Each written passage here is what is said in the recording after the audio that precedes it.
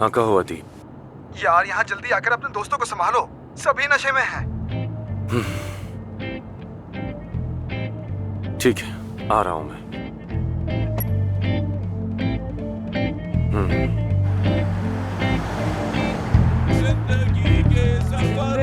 क्या हुआ आप दोनों का? आप होश भी तो है ना? लगता है ये दोनों काम से ही गए। खुदा के लिए मुझे होटल बंद करना है, आप लोग समझ क्यों नहीं रहे? अब एक मिनट, आप मेरे साथ आ जाओ, मैं आपको बाहर लेके चलता हूँ।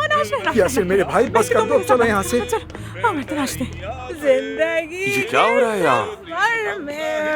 जिंदगी के सफर में तुम आखिर यहाँ क्या कर रही हो? मुझे अदीब ने बुलाया। तुम्हारे हाथ जोड़ता हूँ, इन लोगों को यहाँ से ले जाओ। क्या हाल कर दिया है, सब लोग चले गए हैं, बस यही रह गए।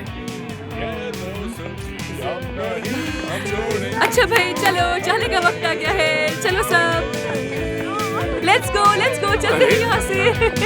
क्या कर रही? आ जाओ कहीं और एंजॉय क्या करते हैं। बस भी करो महानूर, होश में आओ। महानूर अफसून कहाँ ले जा रही हो? संभालो। गिरे गिरे गिरे गिरे गिरे गिरे बम बम।